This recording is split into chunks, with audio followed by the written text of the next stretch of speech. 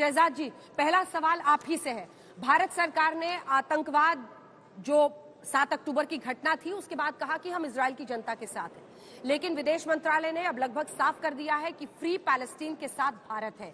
ऐसे में जब युद्ध का दायरा बढ़ रहा है, हम देख रहे हैं कि ईरान किस तरह से सैन्य रिहर्सल्स भी कर रहा है और सीधी धमकी वो अमेरिका को देता है, कहता है इजराइल जो कुछ कर रहा है अमेरिका की शय पर कर रहा है। अमेरिका वहीं पर सीरिया पर लिमिटेड अटैक्स कर रहा है। अब इस परिस्थिति में भारत कहां खड़ा है? अंजना जी, मैं केवल थोड़ी सी तरमीम कर लूं। 7 अक्टूबर को भी हम मानवता के साथ खड़े थे और आज जब 25-26 अक्टूबर है तब भी हम मानवता के साथ खड़े हैं। इसीलिए 7 अक्टूबर को मानवता को आधार बनाते हुए आतंकवादी हमले पर जीरो टॉलरेंस हो सकता है और जो आतंकवाद से पीड़ित है उसके साथ खड़े रहना ये हमारा मानव कर्तव्य है, हमारा अंतर्राष्ट्रीय कानून के तहत कर्तव्य है, तो हमने उसको निभाया।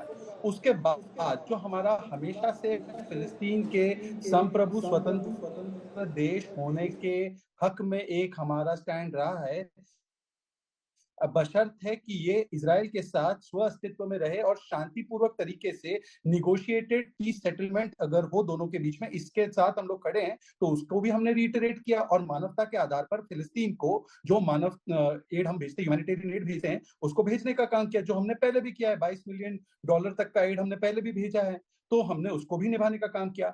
आज तो स्थिति ऐसी है कि देखिए अंजना जी, जब यूक्रेन रशिया युद्ध हुआ तो उस समय पर भी एक लौते भारत का ही एक दमखम था। मोदी जी को दोनों साइड के नेता रिगार्ड करते थे और इसलिए यूक्रेन के राष्ट्रपति से और रूस के राष्ट्रपति से दोनों से बात करने की क्षमता अगर किसी की थी तो ना जो बाइडेन की थी, ना शी जिनपिंग की थी, केवल मोदी जी की थी। और आज भी स्थिति यही है। इजराइल के प्रधानमंत्री से बात करना हो या फिलिस्तीन के राष्ट्रपति से बात करना हो, दोनों के साथ बात करने की स्थिति में भारत ही है और भारत का संदेश क्लियर है। हम युद्ध के जमाने में नहीं, हम शहजाद जी, जितनी एक काउंटर क्वेश्चन, ये जो मुस्लिम देशों की लामबंदी, तुर्की के राष्ट्राध्यक्ष एर्दोगान यहां तक कहते हैं कि मुस्लिमों का नरसंहार हो रहा है।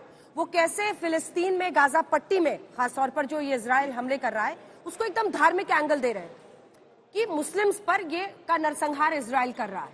अब ऐसे में जो लामबंदी मुस्लिम देशों की या कुछ अरब देशों की हो रही है गाजा पट्टी के साथ, ऐसे में भारत का क्या स्टैंड है? क्या हम इजराइल जो ये कंटिन्यूइंग अटैक्स है, लगातार हमले गाजा पट्टी पर कर रहा है, इसमें हम इजराइल के साथ हैं या इजराइल के खिलाफ? देखिए अंजना जी, स्थिति बड़ी स्पष्ट है। ये हमले 5 मिनट में रुक सकते हैं यदि हमास, जो एक आतंकवादी संगठन की तरह है, वो अगर नागरिकों को बंधक ना बनाए, जो बंधक बनाए गए इजराइल के नागरिक हैं उनको रिहा कर दे, आत्मसमर्पण कर दे, और अगर उसको लड़ना ही है तो वो नागरिक के केंद्र से हटकर जाकर बॉर्डर पर जाकर लड़े, तो युद्ध तो है 2 मिनट में रुक जाएगा। हाँ, और अगर मुस्लिमों की चिंता है, मुस्लिम लोग मारे जा रहे हैं उसकी चिंता है, तो यमन में बताइए कि कौन बॉम्ब गिरा रहा है? Iraq, Iran, Libya, Afghanistan, Pakistan, Sudan, Somalia, यहाँ पर जो मुस्लिम मारे जाते हैं वो कौन कर रहा है? सारे मुस्लिम ग्रुप्स वहां पर रेबल ग्रुप्स है। तो मुस्लिम ही मुस्लिम पर बम गिरा रहा है, कहीं पर मुस्लिम मुस्लिम की जान ले रहा है। मेरा सवाल सिर्फ इतना है कि जो आज जिनका दिल धड़क रहा है उम्मा के लिए, वो यमन पर जब बॉम्ब गिरते हैं और यमन के बच्चे मारे जाते हैं, उनके लिए कभी प्लेकार्ड लेकर खड़े क्यों नहीं हो जाते? मेरा सवाल है कि जो सुदान और सोमालिया में जो लोग मारे जाते हैं उनके लिए कभी प्लेकार्ड लेकर क्यों खड़े नहीं हो जाते? और आज फिलिस्तीन का बहाना बनाकर हमास को बचाने के लिए कौन सामने आ रहा है? क्या पूरा फिलिस्तीन हमास है क्या? वेस्ट बैंक में हमास कहाँ है? हमास ने तो पीएलओ के लोगों को मारा है, हमास ने तो वेस्ट बैंक में उसकी कोई एंट्री नहीं है, वेस्ट बैंक के लोगों ने उसको नकारा है।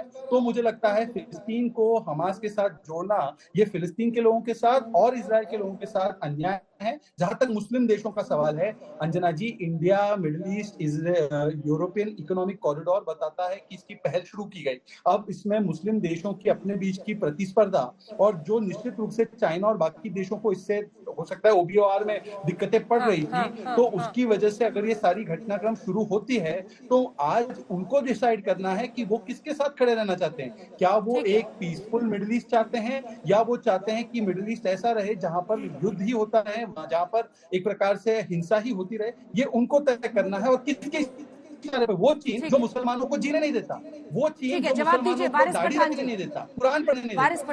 ठीक है, वारिस पठान जी जवाब दीजिए। सऊदी अरब, यूएई, ये लोग कोई समर्थन में नहीं आ रहा हमास के, ये लोग भी शांतिपूर्ण मिडिल ईस्ट चाहते हैं। ऐसे में सवाल यह है कि आप क्यों तुर्की जो कि मुस्लिम धार्मिक रंग इसे देना चाह रहा है, या फिर सीरिया जैसे मुल्कों की आवाज बोलना चाहते हैं, या ईरान फॉर दैट मैटर, क्योंकि आतंकवाद के खिलाफ जो लड़ाई शुरू हुई है उसमें धर्म का एंगल इतने किलोमीटर दूर भारत में उठे, ये तो गलत है ना वारिस भाई। अंजना जी, सबसे पहले तो ना वायलेंस है ना युद्ध है, ये तो एथनिक क्लिंसिंग चालू है, जेनोसाइड है, मास मर्डर चालू है। पूरी दुनिया बोल रही है इस बात को। अब तक के 21 दिन के युद्ध होता है कि जिसमें 7,000 सिविलियंस को मार दिया है, उसके अंदर 2,700 से ज्यादा बच्चों का नरसंहार कर दिया है।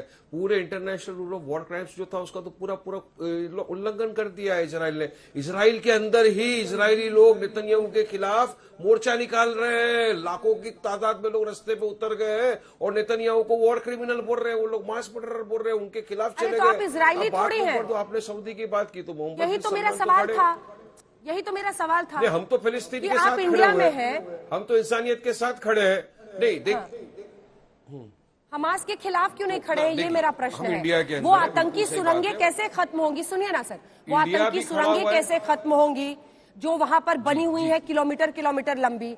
वो जो हॉस्टेजेस को हमास ने अभी भी रखा हुआ है वो कैसे रिहा होंगे?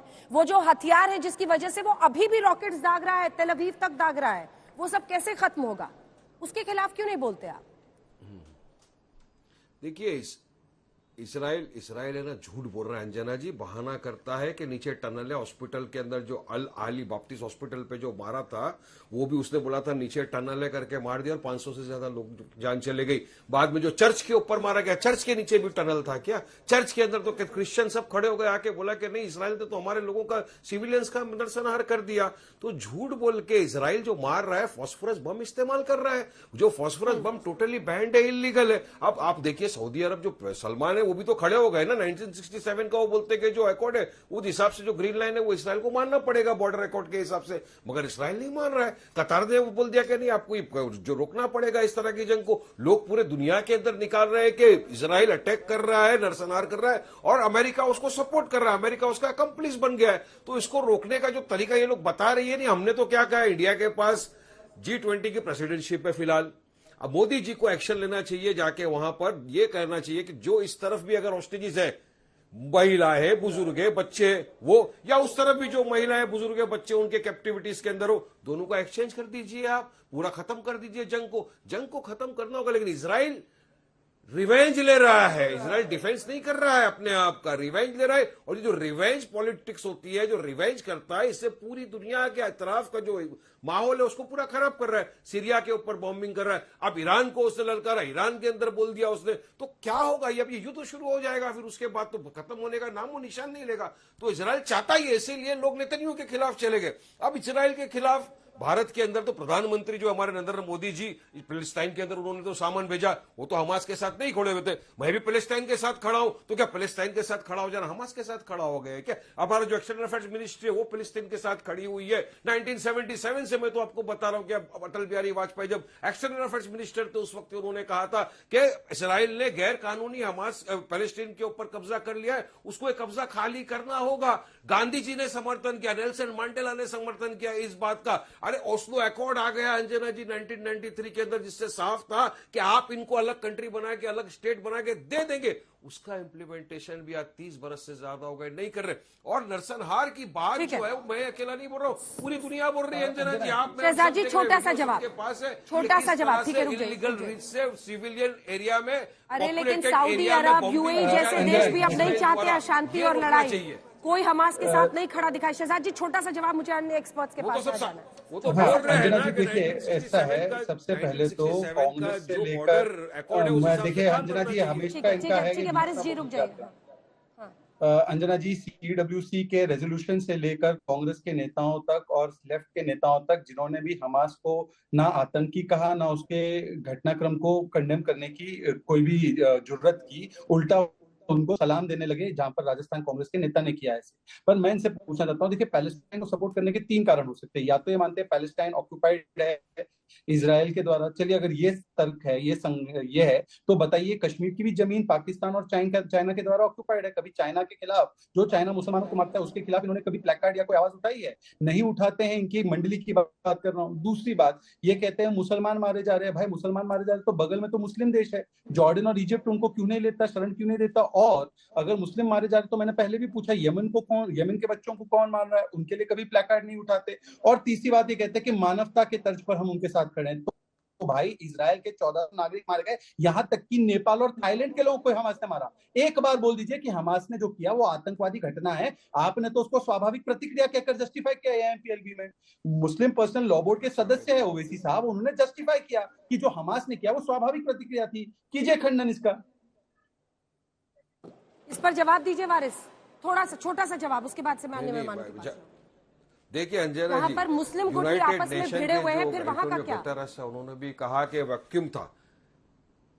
नहीं, यूनाइटेड नेशन के जो ये है एंटोनियो गुतेरेस, उन्होंने भी कहा कि ये एक वैक्यूम था इतने वर्षों का, उसकी वजह से ये हुआ है। अब ये जिन्होंने कहा सीडब्ल्यूसी ने कर दिया कि सपोर्ट कर दिया, तो मुझे बताओ ना कि मोदी जी ने एक भी मर्तबा ये कहा कि हमास ने आतंकवादी गतिविधि की? क्या मोदी जी ने, इंडिया ने अब तक हमास को इंटरनेशनल टेररिस्ट ऑर्गेनाइजेशन घोषित किया है क्या? क्या हमारा एक्सटर्नल मिनिस्टर ने बोला क्या हमास इंटरनेशनल एक टेररिस्ट ऑर्गेनाइजेशन है? क्या बीच में नहीं किसी ने ये कहा कि हमास इंटरनेशनल टेररिस्ट ऑर्गेनाइजेशन है? क्या यूनाइटेड नेशन ने अब तक डिक्लेयर किया है क्या? नहीं किया है। और यूं तो आपने चाइना की बात की, तो चाइना तो अरुणाचल प्रदेश के अंदर भी घुसता आ रहा है। हजारों किलोमीटर हमारी जमीन को चाइना ने हड़प कर दिया गया है।